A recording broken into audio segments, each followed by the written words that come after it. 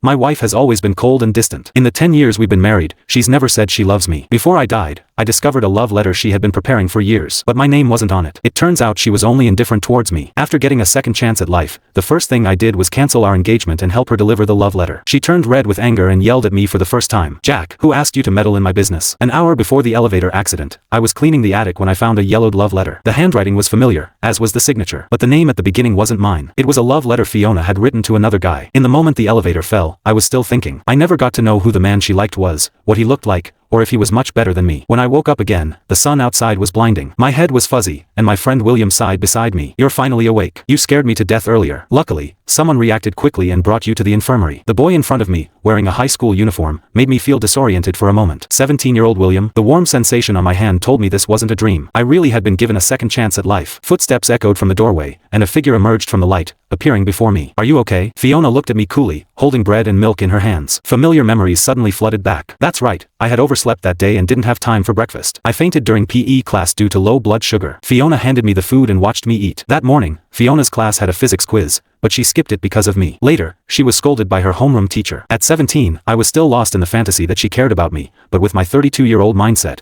I now knew clearly that Fiona was only taking care of me because she had promised my father. Fiona's father and my dad were war buddies. After Fiona's father died in the line of duty, her mother took the compensation money and ran off. My dad, seeing Fiona alone and helpless, took her in and raised her. Because she was dependent on us, she always listened to my dad and never dared to disobey. From that day on, Fiona became my little shadow. Everyone teased us behind our backs, saying I had an obedient childhood sweetheart. Later, when my dad noticed my feelings, he joked about Fiona becoming our daughter-in-law. She didn't say a word. Back then, I thought she was just shy and reserved. Now that I think about it, I was such a fool. During class, I was distracted, constantly replaying the events of my past life. I didn't want to ruin Fiona's life again. Perhaps if we didn't get married, she would be happier, and I wouldn't die either. After the evening study session, the teacher kept us for an extra 10 minutes. When class was finally over, students rushed out in a flurry. As I packed up my things, I saw Fiona waiting for me at the door, her head lowered as she looked at her error correction book. The light shone on her, making her appear even more aloof and cold. As we walked out of the school building, silence hung between us. Fiona was always like this, cold, indifferent, as if nothing interested her. I watched her back and suddenly stopped in my tracks. "Fiona, you go ahead. You don't need to walk with me anymore, and you don't have to wait for me in the future either." "Why?" "No reason. You're free, Fiona." I headed towards the back street of the school, planning to buy some exercise books to improve my lackluster math skills. The person behind me caught up, asking coolly, "Jack, what's wrong now? Is it because I arrived too late this morning, or you didn't like the milk I bought?" The store only had that flavor left. The moonlight shone on her, cold and clear. Her gaze seemed to say, "What are you up to now?" I tried to explain, "It's really not that. The college entrance exam is coming up soon. Everyone's time is precious. You don't need to waste yours on me. I need to study hard too." Fiona stood there, stunned. It was probably the first time she had heard me say something like this.